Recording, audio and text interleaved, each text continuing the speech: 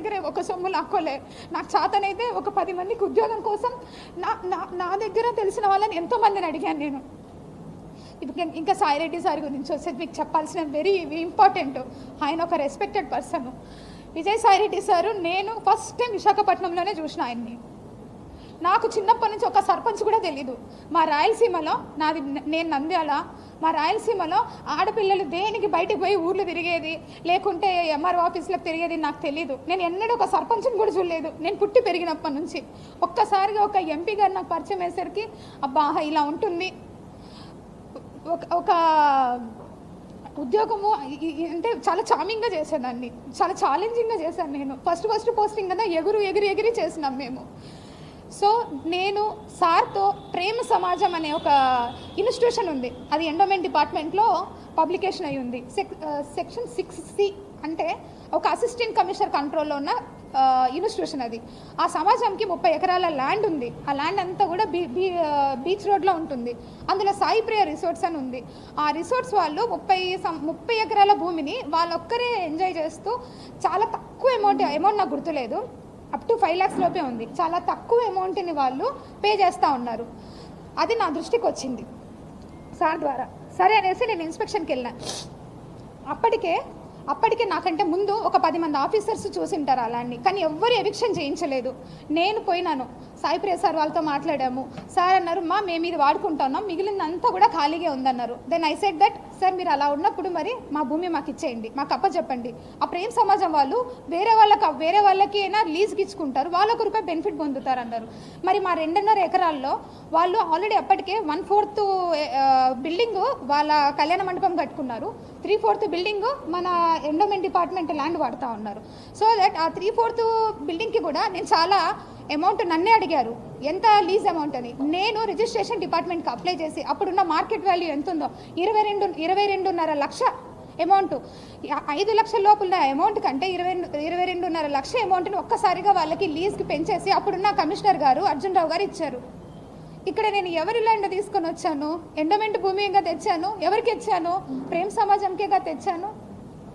ఇది నాకు సార్తో ఉన్న పరిచయం. దాని తర్వాత ప్రతి డిస్ట్రిక్ట్లో కూడా ట్రస్ట్ బోర్డ్స్ ఉంటాయి. ఎండోమెంట్లో ఏమేమి జరుగుతుందో మీకు కూడా తెలియాలి కాబట్టి చెప్తున్నాను. ట్రస్ట్ బోర్డ్స్ కూడా ప్రతి ఒక్క జ్యూరిస్డిక్షన్లో ఎమ్మెల్యేలు కానీ సర్పంచ్లు కానీ లేకుంటే అక్కడ ఉన్న హానరబుల్ రెస్పెక్టెడ్ పీపుల్స్ ఎవరైనా సరే చెప్తే వాళ్ళు ఒక లిస్ట్ ఇస్తారు. ఆ లిస్ట్లో కమిషనర్ అల్టిమేట్ అథారిటీ ఉంటుంది. ఆ అల్టిమేట్ అథారిటీ కోసం సార్ వాళ్ళు కూడా మాకమ్మ ఇవన్నీ కూడా ట్రస్ట్ బోర్డులు ఎన్ని ఉన్నాయో అడగండు. ఆ విధంగా డిపార్ట్మెంటల్ ఇష్యూసే మాట్లాడినాను సార్తో. నేను ఎక్కడ కూడా నా పర్సనల్ ఇష్యూ ఒక్కటి కూడా చేయించుకోలేదు. ఎవరైనా ఉంటే కూడా అలాంటివి ఉన్నా మీరు నాకు అడగండి, నేను చెప్తాను. ఈ విధంగా పరిచయమైన వ్యక్తి, ఆయన వయసు ఏంది? నా వయసు ఇప్పుడు 35 ఏళ్ళు, ఆయన వయసు 68 ఏళ్ళు.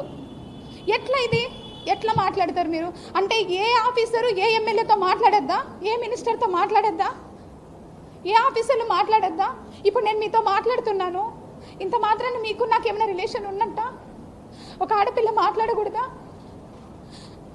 అంత పెద్ద ఆయనతో మీరు మాట్లాడేటప్పుడు కనీసం నేను ఇక్కడే ఉన్నానుగా, సస్పెన్షన్ పీరియడ్లో ఊరు దాటకూడదని నాకు ఇచ్చారు ఆర్డరు. ఆ మూమెంట్లో మీరు నన్ను అడిగి ఉండొచ్చుగా, నా నెంబర్ ఎవరి దగ్గర నుంచైనా తీసుకొని ఉండొచ్చు మీరు. సో మీరందరూ రాసినారు, మీరందరూ మీన్స్ ఎవరెవరైతే ఎలిగేషన్ వేసినారో రాసినారు, బాగుంది. ట్విట్టర్ గురించి మీరు కమెంట్ చేశారు. నేను ట్విట్టర్లో పోస్ట్ చేయకూడదా? నాకు right to freedom of speech లేదా? ఆర్టికల్ 14 నాకు అప్లై కాదా? Article 21 right to privacy. నా ప్రైవసీని అంతా తీసుకెళ్ళి ఈరోజు మీరు కొంతమంది మీడియాలో పెట్టారు. అది ఎంతవరకు న్యాయం? నా ప్రైవసీ, మీది కాదు. నాకు రైట్స్ లేవా? కాన్స్టిట్యూషన్లో వచ్చిందే ఎస్సీ ఎస్టీ కోసం, కాన్స్టిట్యూషన్లో వచ్చిందే ఎస్సీ ఎస్టీ కోసం. అది ఈరోజు డివేట్ అయిపోతూ ఉంది. ఒక గవర్నమెంట్ ఆఫీసర్ మాట్లాడకూడదా? మేము ఏం తప్పు మాట్లాడుతున్నాను? నేను ఏమన్నా ప్రొఫెషనల్ ఏమైనా తప్పు చేశానా? నేను నిజంగా ఆంధ్రజ్యోతి పేపర్ రాశారండి, 100 కోట్లు రాశారు ఆంధ్రజ్యోతి పేపర్ నేను సంపాదించిందని. 100 కోట్లు మీరు ఈరోజు రాసినందుకు మదన్ మోహన్ వాణిపాటి నన్ను 75 కోట్లు అడిగాడు. నేను ఏడికి వెళ్ళావాలా? నా ఉద్యోగ కాలం ఎంత? 4 ఏళ్ళు డిపార్ట్మెంట్కి వచ్చి నేను ఎట్లా సంపాదిస్తాను? మీరు చెప్పండి ఇక్కడ ఉందనేసి. నేను రెడీ, నేను రిజైన్ చేస్తా, పోయి నన్ను తీసుకెళ్ళి జైల్లో పెట్టండి. ఏంటిది ఇదంతా? ఉద్యోగం చేయొద్దా? నేను కాదండి, ప్రతి ఒక్క గవర్నమెంట్ ఆఫీసర్ సఫర్ అవుతున్నారు. ఉమెన్ గవర్నమెంట్ ఆఫీసరు, మీకేం తెలుసు ఎన్ని హరాస్మెంట్స్ జరుగుతుంటాయో మాకు.